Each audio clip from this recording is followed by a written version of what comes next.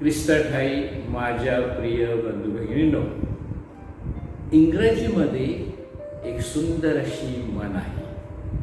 ही अशी, to err is human but to forgive is divine. चुका करणे हा मानवी धर्म आहे, तर क्षमा करणे हा दैवी गुण आहे, असं म्हणतात अलेक्झांडर द ग्रेट. ख्रिस्ताठाई माझ्या प्रिय बंधू भगिनींनो, आज आपण सामान्य काळातील 24वा रविवार साजरा करत आहोत.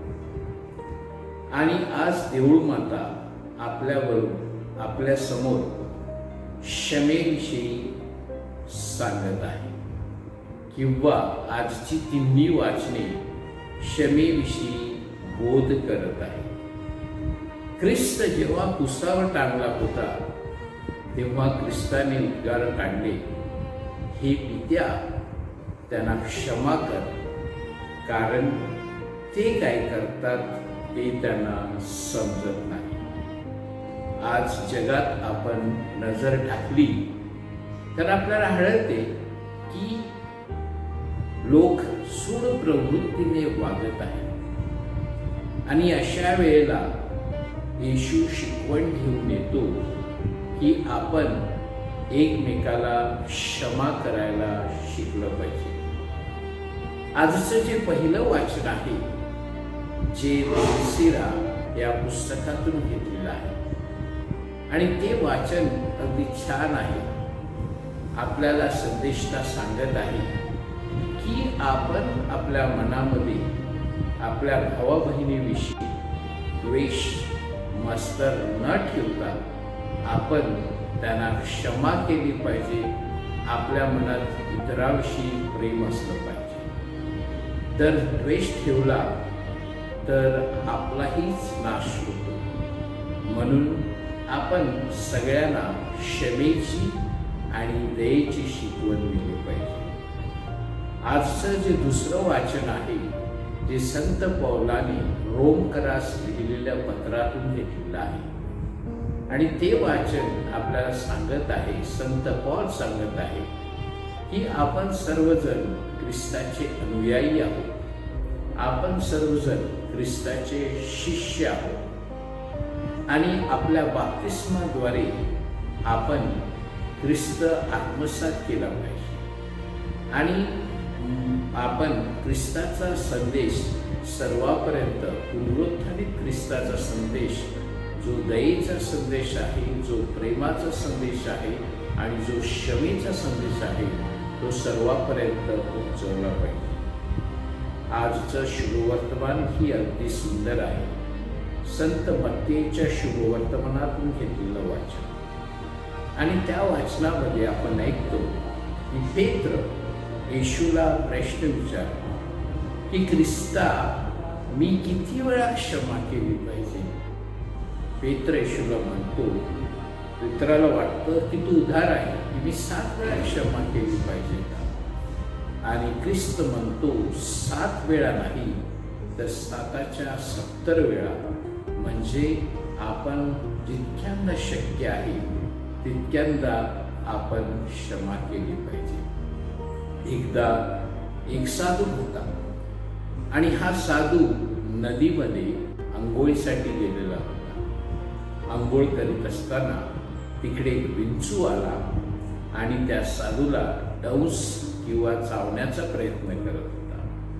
पण साधू दयाळू होते, ते त्या विंचवाला हातावर घेऊन लांब सोडत होते. आणि त्यावेळेला एक शिष्य हे बघत होता. तेव्हा शिष्याने साधूला आंघोळ झाल्यानंतर प्रश्न विचारला, महाराज, तुम्ही त्या विंचवाला वाचवण्याचा प्रयत्न करत होता आणि तो तुम्हाला चावत होता. तेव्हा महाराज म्हणाले, साधू म्हणाले की त्या विंचवाचा धर्म आहे चावणे, आणि माझा धर्म आहे क्षमा करणे किंवा वाचवणे. होय माझ्या प्रिय बंधू भगिनींनो, जर आपण क्षमा केली नाही तर आपल्याला कदाचित आपल्या पापाची क्षमा होणार नाही. आणि याचा सुंदर दाखला आजच्या शुभवर्तमानात येशूने दिलेला आहे. येशू दाखला देतो की एक मालक होता आणि त्याचा नोकर होता. नोकराने मालकाकडून कर्ज घेतलेलं होतं आणि एक दिवस मालक नोकराला बोलावतो आणि सांगतो, माझं कर्ज परत दे. पण नोकर गयावया करतो, मालकाचं पाय पकडतो आणि सांगतो, मला वेळ दे.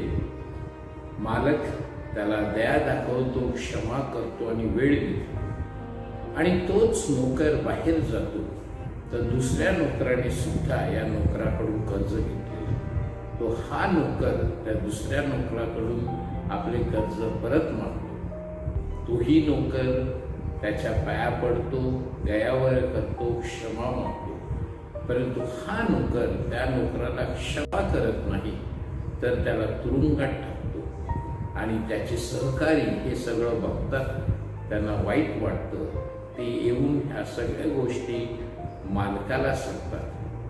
तेव्हा मालक त्या नोकराला बोलावून सांगतो, मी तुला दया दाखवली होती, तू दया दाखवायला पाहिजे होती. मी तुला क्षमा केली होती, तू सुद्धा त्या नोकराला क्षमा करायला पाहिजे होती. तू त्याला क्षमा केली नाही. आता तू पण तुरुंगात जा आणि शिक्षा हो. होय माझ्या प्रिय बंधू भगिनींनो, क्षमा करणे कठीण आहे आणि म्हणून ख्रिस्त पुन्हा पुन्हा सांगत आहे की आपण क्षमा केली पाहिजे. जितक्यांदा शक्य आहे तितक्यांदा आपण क्षमा करत राहिलं पाहिजे. एक संताची सुंदर अशी कथा आहे, जो लोकप्रिय होता आणि क्षमेसाठी प्रसिद्ध होता. परंतु त्याचे विरोधक यांना ही गोष्ट आवडत होती. एक दिवस त्यांनी त्या संताची परीक्षा घ्यायची ठरवली. त्यांना माहीत होतं की संत कुठे आंघोळीला जातात. जेव्हा एके दिवशी संत आंघोळीला गेले, ते त्याच्या मागोमाग गेले नदी किनारी. संताने आंघोळ केली आणि संत बाहेर आले आणि हातामध्ये चिखलाने भरलेलं घमेलं घेतलं. त्यांनी संताच्या अंगावर चिखल फेकला. संत रागावले नाही. पुन्हा नदीत गेले, पुन्हा आंघोळ केली, पुन्हा बाहेर आले, पुन्हा चिखल फेकला. असं ते करत होते. संत आंघोळ करत होता. शेवटी हे थकले, परंतु संत अजिबात रागावला नाही.